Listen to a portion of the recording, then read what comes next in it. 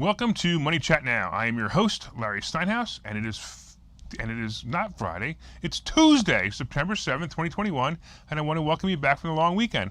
Obviously, I'm still in the long weekend because I thought it was Friday, but it's not Friday. It's Tuesday.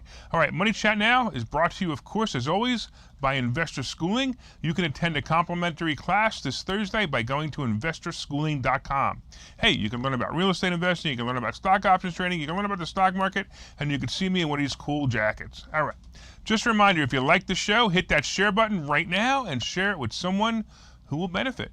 Hit that like button and let me know you enjoy the show, and of course, leave comments and get involved. Don't forget to subscribe to the YouTube channel and like the Money Chat Now page on Facebook. On today's show, we're going to be discussing a typical market update, the endless government money. We're going to be talking about Morgan Stanley downgrading the U.S. stock market. El Salvador adopts Bitcoin as currency. The crypto crashed right after that, right? Well, let's see, is farmers still a play? And let's talk about the economy slowdown. So first of all, let's get right into it. The Dow and S&P and NASDAQ. The Dow Jones Industrial fell on Tuesday amid lingering concerns about the Delta variant's impact on economic reopening. Oh, stop it, I have to do this. Oh, stop it with the Delta variant. The Delta variant's not the problem. The Delta variant, the real problem with, well, the Delta variant's the problem, but the Delta variant's not the problem. The Delta variant is making people go nuts. It's making all these money managers go, what are these dumbass Democrats going to do next? Are they going to cause another problem or another closing or another mandate? That's what's really going on. And that's why the Delta variant is affecting the stock market. Don't ever think that it's anything else. By the way, the Dow dropped actually about 270 points, I believe was the last time I looked. Yeah, 270 points. And the S&P fell about 0.22%, but the NASDAQ, of course, actually hit a new record. You know, when the NASDAQ hits a new record and the Dow drops, it's always a fascinating week. So watch what happens. What's going to happen this week? It's going to be really fascinating because it's always a crazy week when we see the NASDAQ go up and the Dow go down. Let's talk a little bit about the endless government money. So the Biden administration today proposed a stopgap measure to fund the government. All right, so if you guys don't understand, what happens is the government has to come up with a budget. If they don't come up with a budget, then they close all funding. So in 2021 fiscal year is up at the end of September, and the government has not resolved the budget yet. What does it mean? Well, here's the reality and the legality. The legality is that the government will shut down because it can't pay the bills, employees, or utilities. This will spark a wave of furloughs for federal workers until Congress passes a funding bill. So has this happened in the past? Yes, it has. But just so you know, essential services often related to public safety, the armed forces, and others continue to operate and are reimbursed when they appropriate the necessary funds.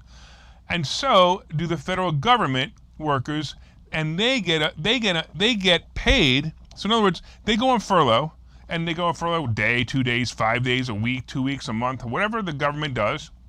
And all of a sudden, the government gets money and says, hey, here you go. You guys were on furlough. We're going to pay you anyway. So the government workers right now, because this has happened before, the government workers right now are going, please don't pass the budget. Please don't pass the budget. Please don't pass the budget. Please don't pass the budget, because I'm going to get a paid vacation. And that's basically what they get. It amazes me how they get away with this year after year after year. Hey, listen, I wish they would do that with my company, because if they do it with my company, I could put everybody on furlough, and then the government can give me money to pay them. Oh, wait a minute. They actually did that last year with PPP money. Oops. Okay. As part of the stopgap bill, the White House is asking for $6.4 billion to assist with the relocation, security, and humanitarian efforts of vulnerable Afghans recently evacuated out of the war-weary country. So now that President Biden has basically botched this entire escape from Afghanistan plan, now they need $6.4 billion to try to solve some of the problems that were created by this. The majority of the funds are for the Department of Defense and state to support processing sites overseas and the United States, as well as government transportation for all our allies and partners between processing sites, explained a Biden administration official. So this is really, what's really going on here is if they say, listen, now, if the Republicans go in here and they say, listen, we don't want to allow this to happen, we're going to vote this down, you can't vote it down because there's so much unrest in Afghanistan, and there are people are there. Some of our Americans are there, and other people in Afghanistan are there, and it turns into a humanitarian effort instead of, hey, let's get a budget passed. So if they play it this way, they're actually going to get the Republicans to vote on it, even if the Republicans don't want to vote on it. That's basically what's happening here. And it's typical politics, and I got to tell you, if you ask me, I think it's very smart. I think the Democrats playing this is very smart. They're going to make it look like if the Republicans say no, they're going to make it look like, hey, see, it's their fault. They don't care about people. Pretty common. Okay. Let's talk a little bit about Morgan Stanley and how they slashed its rating on U.S. equities, anticipating a rocky road into October as the Federal as the Federal Reserve prepares to dial back its easy monetary policy. We see a bumpy September-October as the final stages of a mid-cycle transition play out, Morgan Stanley Chief Cross-Asset Strategist Andrew Sheets said in a note. Can you imagine having a title that's called the Chief Cross-Asset Strategist? I don't even know if there's a business card big enough for that title. Obviously, there might not be a business card big enough for this guy. The next 2 months carry out an outstanding risk to growth, policy, and a legislative agenda. We lower U.S. equities to underweight, and prefer stocks in Europe and Japan. So basically, Morgan Stanley is telling you to stop investing in the United States and invest in Europe and Japan. Okay. I don't even know what to say to that. The bank maintained its year-end target for the S&P 500 at 4,000, which represents a roughly 12% decline from today's close, basically, or Friday's close, of 4,500. It's among the most bearish views on Wall Street, as the average year-end target from the top strategist stands at 43.22, according to a CNBC market strategist survey. So there are people who are saying that this is going to be terrible. There are people who say it's actually going to be going up. So no one really knows. I'm kind of on the fence as well. I think it's kind of at an interesting point at 4,500. But still, I think we have a little bit more growth. I definitely don't think we're going to hit 4,000. We get at 4,200. We get at 4,300. And I think that's bad if it happens. But I still don't see us hitting 4,000. If it did, boy, would that be rough. Okay. So the real question is, should we have puts on the S&P? Hey, if you're a player and you want to play puts on the S&P, it might be a play just because the news alone will push it down just a little bit. So if you're a put player, you want to put puts on the S&P, that may be a play for you, but I wouldn't put too much money in it, is what I would do. This will be a little bit of fun. All right, let's do this. Let's take a quick commercial, and we're going to come back, and we're going to talk about Bitcoin and El Salvador. Okay, so you've thought about investing in real estate, houses, apartment buildings, properties, but don't really know where to start? Well, what if you could very easily learn how to gain strategies to use other people's money to buy and sell houses in the Philadelphia area? If you could learn and network with successful area real estate investors and how to produce monthly income on rental properties without headaches, that place is Investor Schooling. With Investor Schooling, you'll learn from two Philadelphia area rockstar real estate investors, Phil Falcone and Larry Steinhouse, about how to buy and sell properties the easy way and teach you basic and advanced techniques to help you make money in real estate. You can attend Investor Schooling in person or online visual classes 8 times a month. You can and will learn how to make money in real estate. Call for free information and get a complimentary pass to one of these classes. But don't delay, as these complimentary passes are limited. Call the number on your screen now or visit investorschooling.com. investorschooling.com.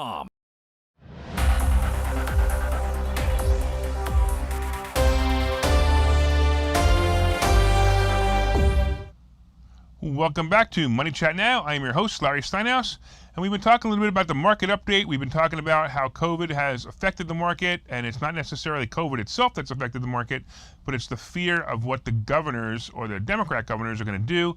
That's the real problem. We've also been talking about endless government money, because the government has all the money they want to do anything they want to do, so they're going to approve this new budget that we talked about earlier.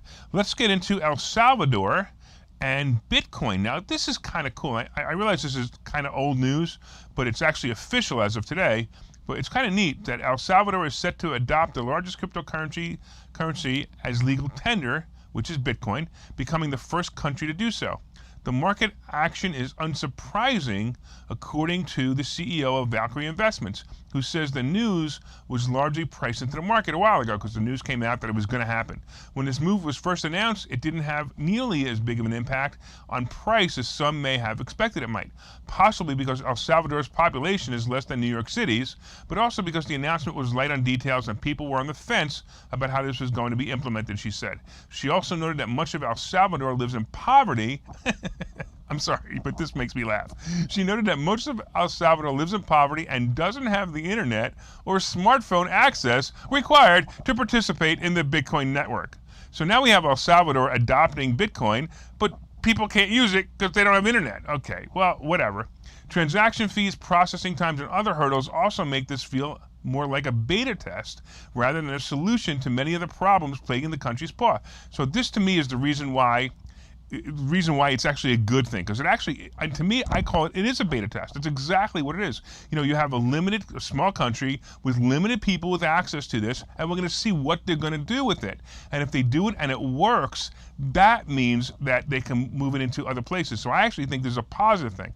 As part of the new law, businesses will be required to accept Bitcoin for goods and services, though merchants who aren't technically able to accept Bitcoin will be exempt. The government has installed 200 Bitcoin ATMs around El Salvador. I could just imagine how much the government is getting for each Bitcoin transaction, because it's always about the money. The government also bought 400 Bitcoins worth about 20 million and is preloading the recommended Shivo wallet with $30 worth of Bitcoin for El Salvadorans to register. So now if you're a El Salvadorian and you want to use this, you would download this app and you get $30 for free, or $30 worth of Bitcoin for free. Now, this is kind of cool because they did this basically to get it moving, to make people want to do it. Now, you know, we talk about in the United States right now, we're talking about papers and registering people and making sure we know where people are. I hate to tell you, but a Bitcoin wallet or any other wallet is going to be able to tell you where you are just like your cell phone will. But we'll talk about that when it happens. It's going to happen, folks. We're just going to be, all of us are going to be tracked. We're doing it voluntarily anyway with our phones, so it really doesn't matter. But just understand that this is just another way to track us and to keep tabs on us. All right. However, now this is kind of interesting because the next topic is crypto crashed today. I can't believe crypto crashed today. As soon as I got excited about it, it crashes. So Bitcoin is down 11%, Ethereum is down 14%, and it's all on the heels of El Salvador adapting the electronic currency. All right, so, you know, it is what it is. It crashes. Now, I don't think one had to do with the other. I think it's just that people were profit taking. Look, Bitcoin hit 50. People got panicking, like, oh, you know, if it doesn't stay up here, I should take my money. Ethereum hit 4,000, and it's the same thing. I better take my money. So Ethereum is, you know, one of my favorite plays, actually, and I need to see real quick. You want to see what it is? So Ethereum is sitting at 3,400. It was at 4,000 this weekend, and that's, yeah, it's not dangerous. It just annoys me. And then, of course, we got Dogecoin, which is my other favorite. And let's see where Dogecoin is, because Dogecoin is actually at 25 now, and it hit 31. So I kind of wish that didn't happen, but hey, it is what it is. I'm also, like I said, I got a couple of grand. I probably got, not a couple of grand. I got about 15, 20 grand in here that I threw in here for fun just to see what would happen, and I'm just going to play it out and let it go. All right, let's get into the next topic. We're going to talk about pharma no longer being a play. Now, look, this is completely on my own. Some of these articles I get from Wall Street Journal and CNBC, but this is my own opinion, and based on some things I've been reading, I put this together. So I see J&J, Pfizer, and Moderna to no longer be plays as the vax market will start to dry up despite politicians' efforts to boost the stocks. I mean, get people vaxxed. With that being said, Moderna popped about 20 points today. It's kind of funny, right? Is it a good time for a put? It might be. It really might be. J&J today fell about 4 points. And I'll tell you, last week I said J&J was a put at 178. And I was dead on, man. It hit about 170 today. That would have been an awesome play. But I didn't have the money to play it because I was in other things. Anyway, so by the way, J&J fell 4 points today. But also, it could also be on news that it was downgraded by Morgan Stanley. I wouldn't be surprised if they downgrade everything else, including Moderna, because again, you know, many people are expecting these stocks to go up because of the booster shot boom, and I believe it's going to be a disaster to count on the booster to drive profits. So if you think about this, according to the authority on the matter, Google, only 51% of all Americans are vaccinated. I would tend to estimate that only about 60% of those will get the booster, which means somewhere near 35% of Americans are going to get the booster. Now, if they make the same mistake they made before, which is, let's create as much vaccine as we can, let's create as much booster as we can, they're going to get in trouble. They're going to be stuck with this, and they're not going to be able to make the money they're going to make off it. Now, you do understand that part of that, the government is paying for it, and I believe the government says, hey, listen, make this much, so we're paying for it anyway.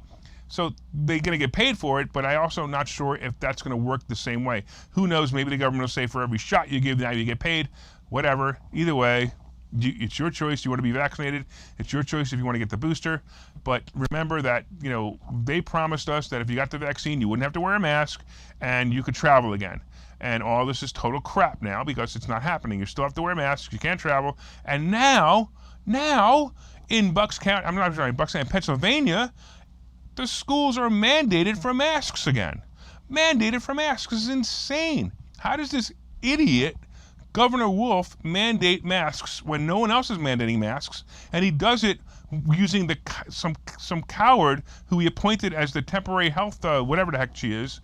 And now all the people in school have to wear masks. And there's huge protests. I can't wait till this happens. I can't wait till this stops. Let's talk a little bit about the economy slowing down. According to a report in the Wall Street Journal, the U.S. economy is facing a slowdown in September rather than the takeoff it once hoped for.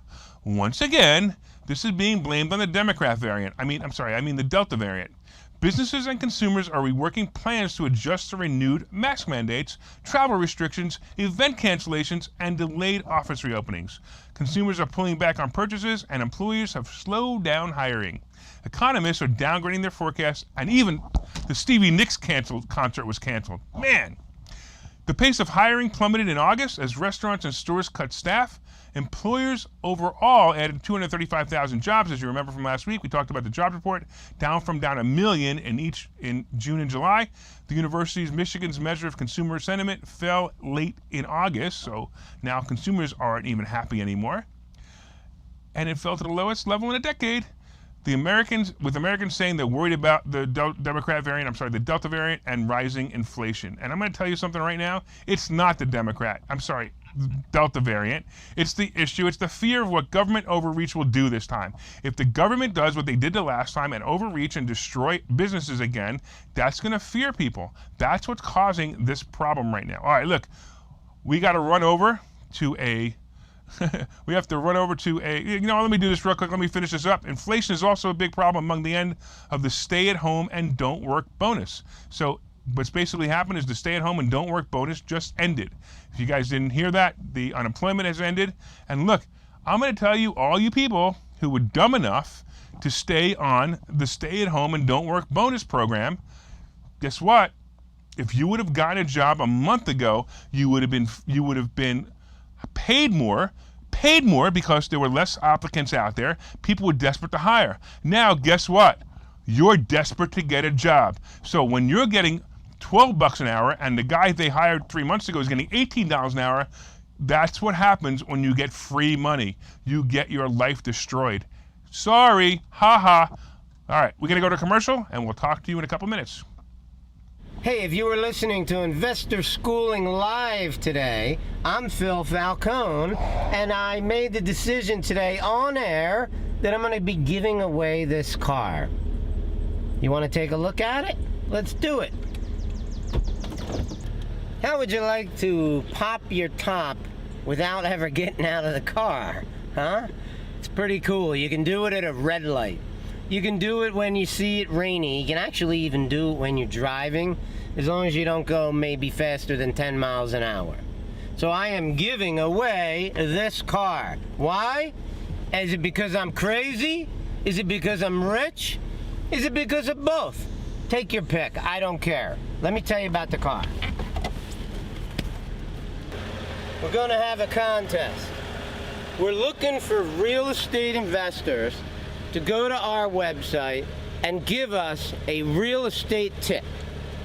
And you can have people that you know vote on the site about which real estate tip is the most quality, most valuable to them. So let's just say that our contest is going to be looking for quality real estate tips and for votes. So you need to get your friends, your family, people who care about you, and real estate investors who are willing to go on the site and vote for it. And I will give you this car.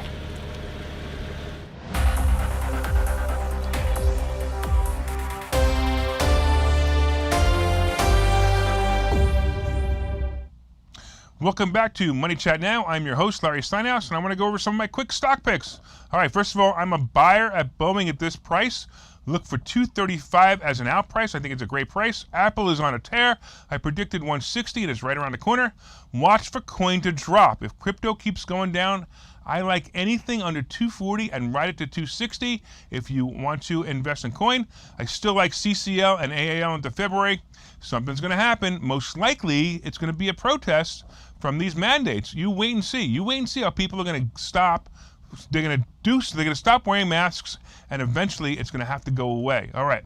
Gold and silver also slipped today, and I can't understand this one, but time will tell. Hey, look, I want to thank you guys for watching Money Chat today. Hit that share button, hit that like button, and don't forget to subscribe to the YouTube channel and like the Money Chat Now page on Facebook.